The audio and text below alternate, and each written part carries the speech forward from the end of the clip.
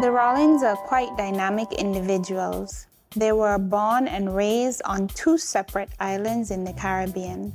Samuel is Kittitian and grew up as a shepherd boy. On the other hand, Joan was born in Jamaica and had the opportunity to attend one of the oldest high schools in the country. Good day and welcome to At the Feet of the Elders. I'm your host, Michelina Charles Hazel, affectionately known as MCH. And who are you?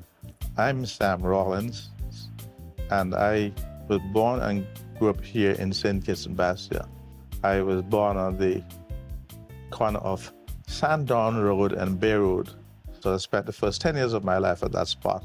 And my parents they weren't well-to-do at all. But they were trying to ensure that we, as boys and girls, we had 6 in our family, that each of us had to take out and be prepared to work so that we could pay to go to school, because my mother had a vision of every one of her children going into high school and beyond, and we had to pay for that.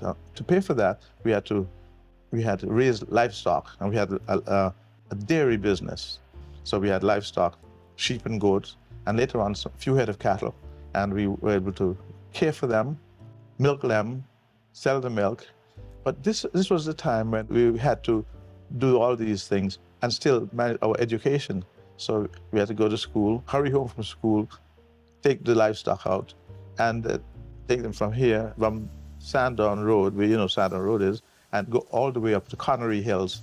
Hence the name of my book was, as you can see in the book, said, From Shepherd Boy in the Frigate Bay and Connery Hills to Prominent World Scientist. So that was the beginning of my life, and we had it was tough, but enjoyable. A little bit, because you heard about Sam's very interesting childhood, and I just wanted to say my childhood was not anything as exciting as his. And when he used to tell me about it, I would think, wow, all of those goats and sheep and what have you. I did not have those things because my childhood was more ordinary. I was able to do after school games and playing with my friends. To this day, I don't like to wake up very early in the morning, because as a child, I never had to wake up early in the mornings. I just had to do things closer to home rather than, but whereas he saw it as hard work, I thought it was very exciting what he was doing, and that I did not have to do that when I was a child. I was not born here. I was born in Jamaica, where I lived as a child, and my parents were there, and I went to high school in Jamaica up to the age of 14 before my parents migrated to England. But my book, this autobiography, which is on the table, is called From Manning's High to Far Off Places. And that is the high school which I attended as a child in Jamaica before leaving Jamaica at the age of 14. And I just say a little bit about that high school, because it's a very prestigious high school. And it's actually the oldest high school in Jamaica. It was formed in 1738. So that was a long time that school was there. I won a scholarship way back in the day to that school. And it was a very kind of extraordinary and special school. Just to have been there was special. It's special. It's added greatly to my being, to my education, and to what I am today. And that's what I say in the book. I give great credit to having been to that school. As a son of St. Kitts, what was it like being a boy in St. Kitts? Being a boy in St. Kitts was, it's the most pleasant time of my life, although it was a hard-working time of my life. Nowadays, for example, everybody gets a chance to go to high school. Not everybody did that in those days, except those whose parents could afford it. And then at the time, there was not a lot of people whose parents could afford to pay for them to go to school. What we were able to do is, as I said, my parents were pushing us with the dairy business, and we had a corner shop. Our proceeds of that was able to pay for our going to school. I went to the convent high school. I don't know if you heard about it. Nowadays it's called Immaculate Conception High School, but it's a different school now. And that was a school run by nuns. But to go there, you had to pay. Afternoons, livestock, then hurry back home, try to do homework and that sort of thing. The cycle was very busy. But it was where we made sure that we were able to get enough to pay the school fees, etc. I had two brothers, so we had 3 boys and 3 girls in my family. All of us pitched in and participated. And I just wanted to let you know that my the theme of my life was being from the school motto that I had here in Bastia, that tomorrow find us farther than today.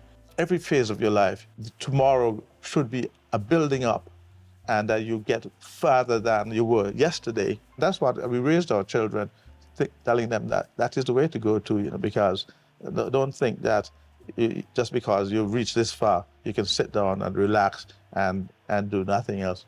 And so that is tomorrow find that you tomorrow find us farther than today. Okay, excellent. And Dr. Rawlins? We better call it Dr. Joan because... Dr. Joan. Right, okay. What was it like being a girl in Jamaica, winning a scholarship to one of the most prestigious schools in, let's say, the region, high schools, and the oldest high school in Jamaica? What was it like for you? Well, as a child, I did not at that time appreciate how important it was. And in fact, when we took the scholarship exam, I did not realize if I had failed, it might have meant I would not be going to high school. So I did not, it was later on as I grew a little older that I realized how important these things were then and how they are still today. But I enjoyed my childhood, I really did. I enjoyed going to church, I enjoyed going to Sunday school classes, I enjoyed learning poems. I loved to write poems, and when I was a child, I used to write poems. And I joined with my little friends, and we had a little club called the Purple Beetle Club, and we would write poems and write short stories. So that developed in me a desire to write things down, so I did a lot of diarying all my life. Since I was about 12, I kept a diary. I've lost some of them along the way, but I still have a good number of them.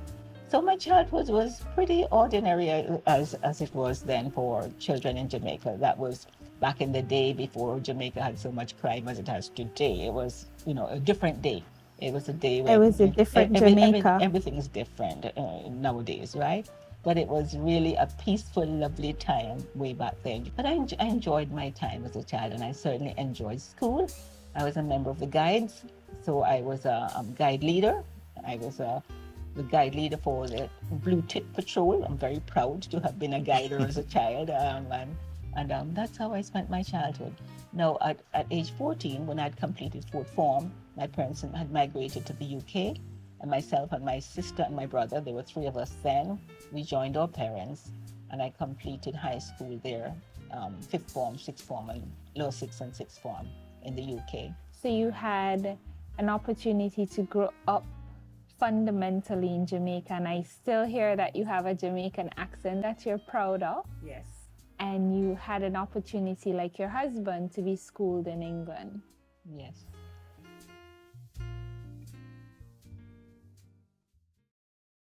Meet the Johnson family, living a good life. How are they able to afford all this? By switching their mortgage to National. And you too can take advantage of this great offer. Yes, National Bank's Switch Mortgage will make your dreams a reality with the lowest interest rates guaranteed. You will have more disposable income than ever before. Imagine the possibilities. National Bank Switch Mortgage makes all the difference. Come home to National Bank and get your Switch Mortgage today. Limited time offer. Terms and conditions apply. National Home Loans. Get your dream home. All could be yours. Walk through the door. Come take what you need. Get you the keys. All could be yours. What you deserve. National Home Loans. Get your dream home. Get your dream home. Right it. Get your dream home. National Home Loans. Get your dream home. National Home Loans. Home ownership made easy. When you're with National, you're home.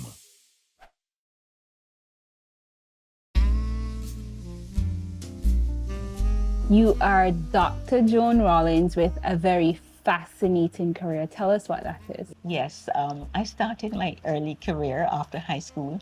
I did 5 years of nurse training, that is basic training nurse.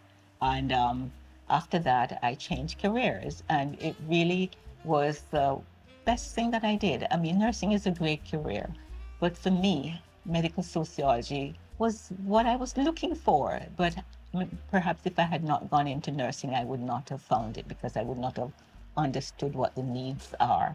And as you say, it is a fascinating career because it exposes medical students to things that they had not known before or things that nobody thought it was important for them to be taught. So the medical sociologist or the health sociologist, as one might prefer to call oneself, teaches and lectures in the university and teaches medical students. Yeah, that's fantastic. So you're Dr. Rawlins, a health sociologist. That's right. So your wife is Dr. Rawlins. You're also Dr. Rawlins. Correct, yes. She's a medical sociologist. And what's your field? Well, my field, as a basic scientist, I studied in Britain. I went to university and studied basic sciences. I became a professional zoologist, and because I was working towards extending my life in the areas of applied sciences, so I became an entomologist and a parasitologist. I did graduate studies at London School of Hygiene and Tropical Medicine. I became a master's degree in medical parasitology and medical entomology. And then later on in life, I went and taught in university, and that was that's part of the earlier part of my career. Yeah, that is pretty impressive. So you're a scientist, an author, and you are using some very fancy words. So I'm hearing entomology, parasitology. So parasitology, I'm thinking that's like parasites? That's correct, yeah. But what's entomology? Entomology was the study of like insects which transmit, mosquitoes which transmit infections, such as one of the problems we have here is like dengue fever. And every Caribbean country has this, are affected by it. And it causes a lot of loss in human productivity. And we thought we'd try to find a way to eliminate some of these diseases. So, one was malaria and dengue and that sort of thing. But these impact the survival of people in the Caribbean our main business in the Caribbean is the hospitality industry.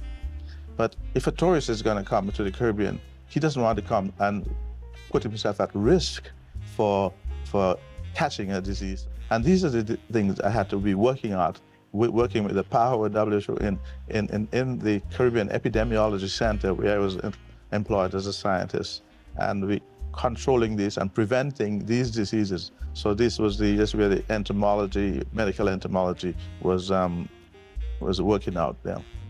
So doctors, Joan and Samuel, what we've heard about you so far in terms of introducing yourself to our audience is that you had an amazingly illustrious career.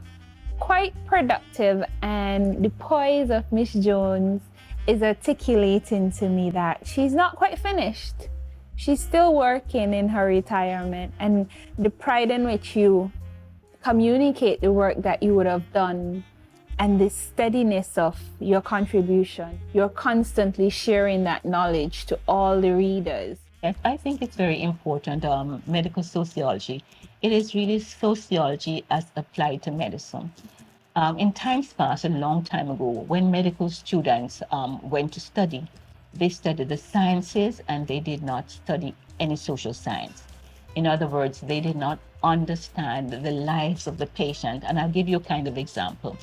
The physician might say to the patient, you need to take this particular medicine 3 times a day after your meal. Now, he doesn't know if the person has 3 meals a day. This might be a person who is so poor, his economic situation is such that he might only be having 1 or 2 meals a day.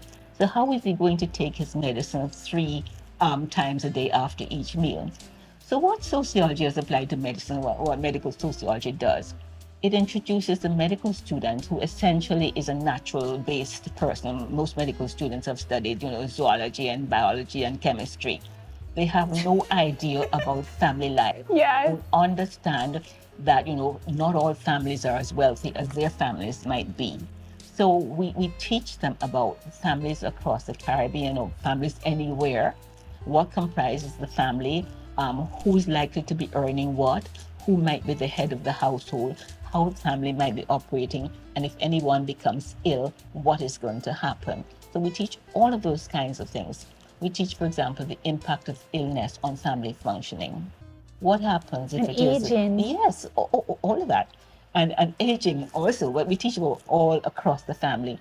How does it impact on particular individuals in a family if someone's seriously ill? All of those things that are basically sociology, but then you apply it to every kind of area So that the fascinating. medical student and the young doctor might need to know, so that they can better appreciate what is happening in the lives of their patient, rather than be giving them prescriptions and orders which they have no way of filling. What I especially loved about the work and the field, and I'm excited to see more of it, so I'm hoping that the young people who are looking and listening and thinking about college and career, they hear this and it resonates and they become adventurous. Because I recently cared for my grandmother, and one of the things I had to do was to go to the doctor with her. And I could imagine the years that she would have ventured to go alone, and it would have been almost as if they're speaking two different languages. So this is the kind of thing we try to do, to get between the doctor and the patient, and get the doctor a better understanding of what is likely to be the life circumstances of any patient. Oh, that's fantastic. So you both seem like very super intelligent people. And I'm hearing the STEM, but I'm looking at your house, which is amazingly beautiful, and it seems to have two-dimensional art and painting, prints, three-dimensional art from all over. It's almost like a collection of your experiences. It's very, very beautiful. So I could see the Haitian art over here. That's all I can recognize. Well, Sam's a bit of a collector. So, and we both collect, but he's a main collector. Wherever we've been, we picked up things about different pieces of art. But Sam, because he's traveled a bit more extensively than I have, then whenever he'd go anywhere, like it was Latin America, Argentina, wherever it was in any country, South Africa, Nigeria, some of those places I've been as well myself, but he would pick up different pieces. Are you getting a share of the profits from your bank? Kimberly is. Every year, First Federal returns a share of its profits to members like Kimberly. Nice, right? As a credit union, our members are the owners. They own the place. Kimberly reaps rewards every year because she purchased permanent shares and is well on her way to creating wealth. So what are you waiting for? Be like Kimberly. Get your share of the profits. The more you purchase, the more you earn. At First Federal, we say yes to creating wealth.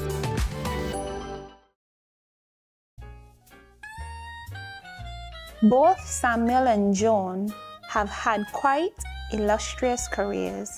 Samuel is a Nobel Peace Prize winning scientist, and Joan is a trained nurse and medical sociologist. Aside from their shared passion for the sciences, they are both authors and art collectors. Their common interests have helped them nurture and strengthen their bonds as a married couple. So, Dr. Rawlins, you went into science, natural sciences, applied sciences. As a young man from St. Kitts, why were you curious about the sciences? I could imagine back in the day, the appropriate thing to do was to become a medical doctor. Well, I found something more exciting in life. I thought I saw a challenge. Like before the onset of HIV and some of these other diseases, the major killers were infectious diseases, and especially in children. For example, malaria was killing some of like 3 million children, mainly in sub-Saharan Africa, but in the tropics as well, per year. And it dawned on me that one has to find somebody got to find a way for limiting this transmission of these diseases. For example, but I know that the way of economics is that people in the first world countries, it's not so important to them because the temperate countries are not where malaria and vector-borne diseases are prevalent. Somebody has to find these, and I saw it as my challenge to go and try to find how to reduce the transmission of these diseases in tropical disease. And I know physicians are busy dealing with illness in man, common illness in man. But I think there was a role for scientists who is going to devote his life to finding the cessation of transmission and also prevention of these diseases. And that was one of the things I thought, I think that's my calling in life. When we say we eradicated or eliminated some of the diseases like malaria, what we did, we stopped the transmission. You had an opportunity to contribute to a body of work that earned the contributors the award of the Nobel Prize. And I am going to tell everybody that in St. Kitts, there is someone, his name is Dr. Rawlins. And he would have received recognition for the win. Because, in some of the other islands, we just count one or two. But now I'm going to tell everybody that I meet that in St. Kitts, we have one as well. So tell me about that work. Well, let me put that straight. What happened is at the turn of the century, we started working on climate change features and how that affects diseases. And in the Caribbean, a group of us from the Caribbean Epidemiology Center in Trinidad and the climate people in the University of West Indies, and we were working together to see what happened. How is dengue affected by climate change? And in fact, what it means is that as the environment warms up, then the organisms, viruses multiply more rapidly, and therefore within the mosquitoes, you get more mosquitoes when it gets warmer. And we were able to impress the world that a group of us scientists working with the Intergovernmental Panel on Climate Change, we worked and it's such a significantly important contribution, so that year in 2007, the Nobel Peace Prize was awarded for climate change. Most people know about Al Gore, and Al Gore got half of the prize.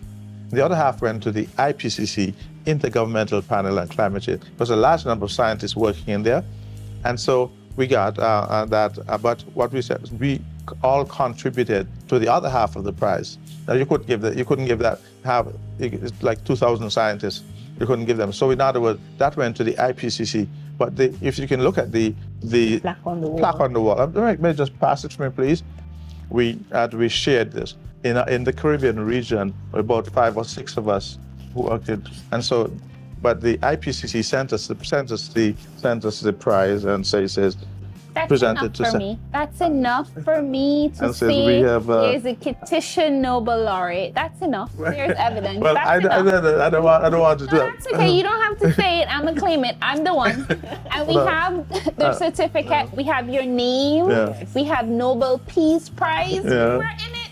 We're in it. Yeah. But here is it. Interestingly, this is, most of us will just see, maybe read about it, Alfred Nobel, and there was the Peace Prize given to the IPCC, and the IPCC sent out to these 5 or 6 of us who worked with them, but it was a group of about 1,000 of them who worked, who contributed to the prize for the year. Definitely. In a room with the Lucians and the Trinidadians, I'd be like, well, we have a certificate in St. Kitts too. We're small enough, but we're in there. It's significant. Yeah. It's a national accomplishment that should not be undervalued, because what it does is it creates space for the potential of others. So true. And that is very important. That's a national investment, because until I sat here with you and I discovered these things, you never imagined that we were in the mix, that we were creating work and contributing significance to national development. Dr. Joan, you have not just walked behind this giant of a man. You have partnered with him with a sense of equitable excellence in your own right.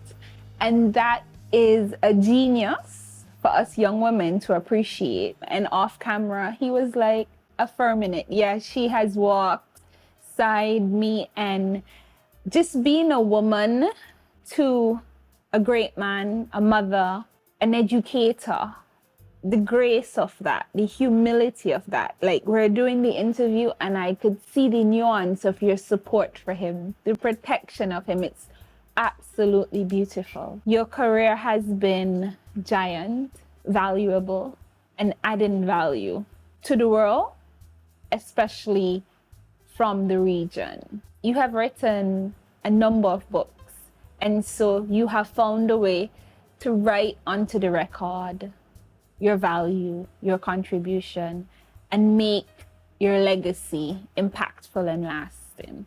I have written 6 books that are published and can be available and are available to people locally, regionally, and internationally.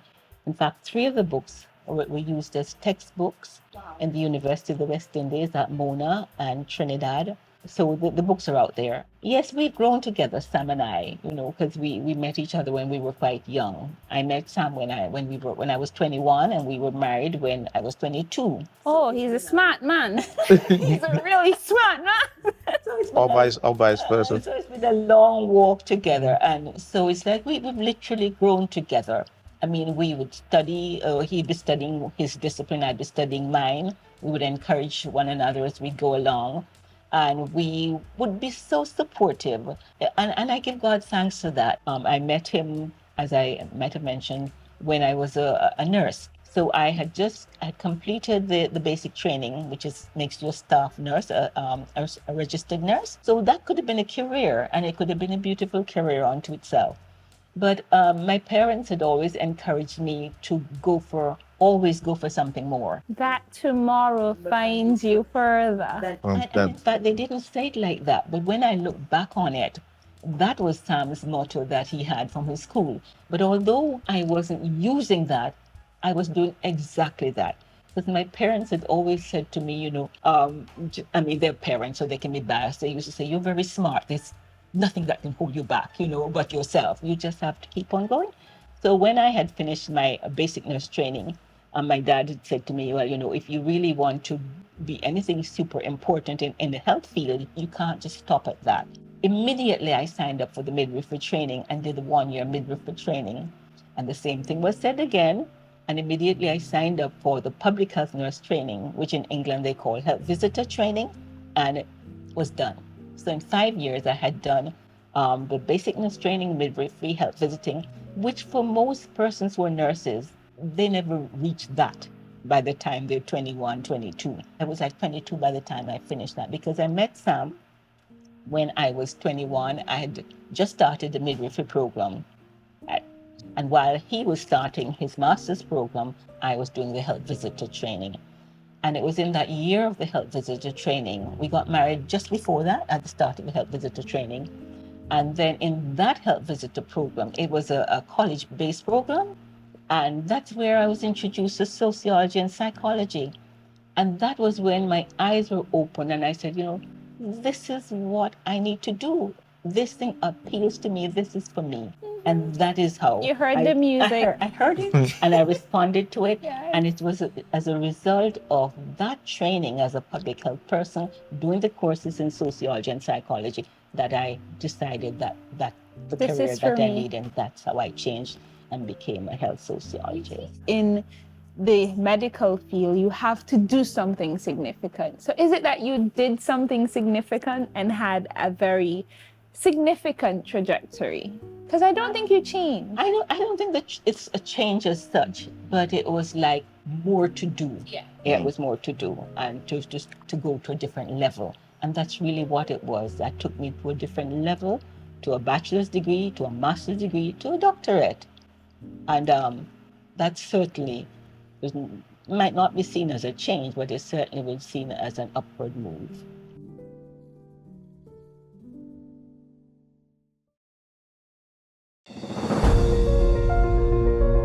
Caring for you comes naturally. It's a role I cherish deeply. That's why we put you first. When I walk through the doors of First Federal, I carry with me a heart of commitment. That is why we put you first. The patience that I have learned from work-life balance benefits my daily interactions because every member matters to us. Hi, can I have a minute of your time? Yes, we are here for you. Okay. Remember, we listen to your needs. My dedication to your needs is our #1 priority. We are leaders. We are nurturers. We put you first.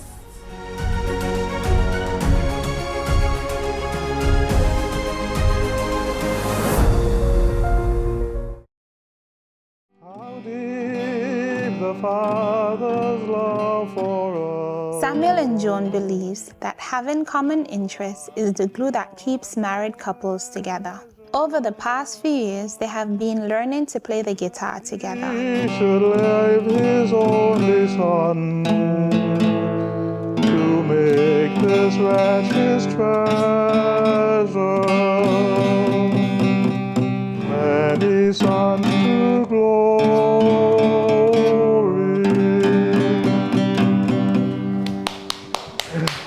Well, let me let me see. Two Harry's playing the piano, playing the guitar. Yeah. Where's the brown book? You want to play another that one? book. Yeah. Oh wow, you all are getting more than your money's worth here today. Yeah. Down in the valley so low, within the evening, hear the train blow.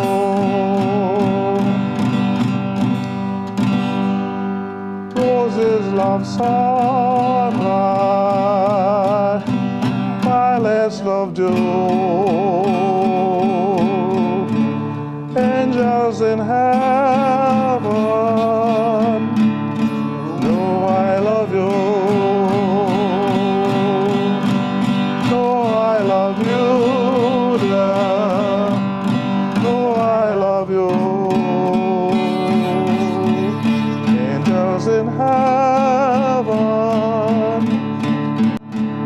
the Birmingham jail.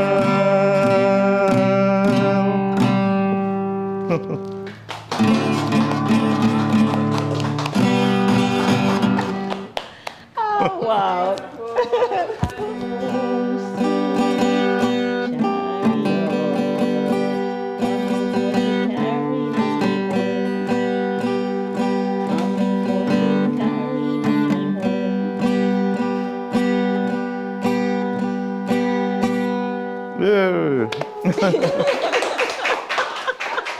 So Dr. Rawlins and Dr. Rawlins, how did you meet? Who has the true story about how you met? I know there is normally like Two stories. two stories. Two different versions. But let you hear. There's really only one version, and I tell you why there's only one version, because it was his sister who introduced us. So that makes it just one story, because she would always be able to verify or whatever it was. We met while I was at in the nursing program. I had just completed my basic nursing, and I was in the midwifery program. And his sister was also a nurse. His sister, one called Grace, was a nurse at the same hospital where I was working, where I was doing my training. And she'd been telling me for about a year before that. She said, I have a brother. Yeah, she was trying to set you up for like a year. She was telling me for a full year, I have a brother. And I really like, oh, sure, I have a brother too. Right? It was like that, Anyway, she's a lovely girl. And he really owes my marrying him to his sister, because she was such a nice person. And we used to organize social events at the nurses' hostel. So this week, we organized an event where we invited all kinds of young men and young women from the Caribbean community to meet students at the nurses' hostel. And she invited her brother. She said, my brother's coming. And I said, okay, my brother's coming too. And so that's how we met. He came to this event. It was a lovely event, about 40 young people. And that was the first time I saw him. And after the event, he said, maybe we could meet again another time. And I said, yes. And we met another time. And we went to see a Russian exhibition. And at Earl's Court, they have this huge exhibition place. And he seemed to be okay. He seemed to be okay. Grace was, Grace was there. Grace had, introduced Did he live up to Grace's expectation of her brother? Yes. He's a nice person. So you gave him a second chance? I did. So the beginning was lovely. 53 years. I can't imagine every day was lovely, but you made it. It's amazing. And we, traveling around, we traveled the world. Together, and then eventually having offspring. So our first one was born in Guyana.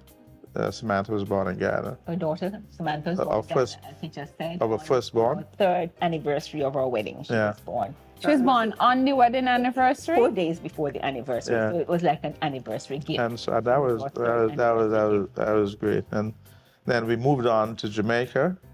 And then our second was born in Jamaica, Sekou. He was also another anniversary gift. Yeah, he was born the same week. The same week of our anniversary. That was So the brother and sisters are born in close. September. Which is the month of our wedding, of our anniversary. And then later on, when we got and we adopted a son, he was born. He nobody knows when he was born, but his given date. His given date was the same week of our anniversary. So in other words, what made you feel to adopt a child? Certainly, we could make a contribution we could make in improving the life of somebody else who didn't have anybody to care for them. This child was not, nobody knew who his parents was. So that was what we thought we'd make a contribution into his life. And so we took him on. And if you read her book, she wrote a book on it's called A Case of Adoption. And it's written, I wrote it after he'd been with us for a while, and it covers the first 3 years of the adoption. And it's a very interesting book. It's been used as a textbook in social work courses all through the Caribbean. Helped some people to decide whether or not they would really adopt a child, or it has helped to encourage them to go ahead and adopt a child. And the good thing is that we didn't adopt a child because we couldn't have a child, because a lot of people who adopted a child after they've been trying for years and years and haven't got a child, then they already had a boy and a girl. But my friend would say, you had everything that God could give. My friend would say, and why did you go ahead and adopt a child? I said, well, because we wanted a third child. Well, not particularly me. I'd had 2 children, and that was good enough for me. 2 biological children. But we thought we could afford another child. So rather than me having a child biologically, we thought we could provide a home for a child, and that's what we did. So that's in a place like Kingston, there are many children who are in care. In care is what they call it, and they're in children's homes. Children's home run by government. But you know what? By the time they reach 15 or 16, they're out of the children's home because the government can only keep them that long. So and so they got to go. It becomes street children and if they're not taken by some family who wants them. So they're not adopted by the time they're 15, 16. Then they're let loose on their own. And we believe that was negatively influencing the society to have so many young men and women on their own, minding themselves without a family. So we thought we could take one, that'd be one less child at risk. So you have chosen a bride 53 years ago. 53 years. I am not married. Curious as to how you guys make it work. Learning. Wondering if I'm ever going to figure it out. What makes a marriage work for 53 years? As I told you, I'm a man of faith. I'm a spiritual person. And if you find a like-minded person, then I think both of you could be mutually beneficial, and you could be people who make it the glue that keeps 2 people together. We're not competing, so therefore we're not we're able to live life and be able to be maybe tolerant of one another's faults, love one another, but still, everybody has their faults, and understand that nobody is going to be perfect, and therefore that's how you live out, and then you give and take. Some people don't believe in giving and taking. Some people think that people should be perfect, but nobody's perfect. It's finding the middle ground. It's Christ at the center. It's grace. Right. It's compassion. Yeah. And a willingness to do the work, even after 53 years. Yes. Indeed, the 53 years. That just sounds so amazing. 53 years. Wow. We could And you have find hobbies. We could not have done it without God in the middle. Okay, we really could not have done it. And also you find hobbies that you like, causes that you feel that you can both support. And even if you didn't have it, then maybe you can, if you want things to work, you can get involved in the other person's interest. For example, she's interested in Alzheimer's disease support. And I wasn't particularly interested in that. But you followed Chips behind her? I asked him to come and be a member, and he became a vice president. Vice president, yeah. Association, though She's a didn't have president. any interest in it, you know. So that's kind of one example. Yes. Once you find a partner that is willing to become a part of your life, you know, form those bonds of connections to what is important to you because you are important to him, that's good enough. That's a good enough human being to work with because you're not going to find perfect. I agree with that, and it's so true. Yes. And then we have some interests in common, you know, so that helps as well. So you can do things together, you can exchange ideas about the particular thing, you can work to it together, you can go to workshops together, go to meet the people who are interested in those things. It helps to have some things in common, but it also helps to be a little bit different as well. So you don't always have to be doing the same thing. Like we give each other space, you know, I don't have to be everywhere with him. There's some things that I go and do by myself, and there are things that he will do by himself as well. So everybody needs their own space sometimes. To remain, to have your own identity, Absolutely even though you necessary. identify as one. But I like that you became a vice president of the association. The association. He turned his face and I did it for love. And the chauffeur. And the chauffeur, yes, that's what loving connection and commitment is. Do you have any regrets? Not really. I live on the principle that I can be content with wherever I find myself and whatever it is I'm doing, because I have pretty good judgment, so whatever I'm doing is going to be pretty okay. And I've learned to be content, and I don't really have any regrets. I don't have any regrets. Besides, often you cannot turn back the clock. That you might find that you made a decision. It just sometimes make you unhappy that you just thinking that, well, regret. I could have married that movie star out there, you know. So hopeful. So hopeful. But as I said, there's a spiritual part of it. Just thank the Lord that he led me in this direction. So after 53 years, what's the one advice, and I want different things from either of you would give to a younger couple and somebody like me who is not married and wants to be married?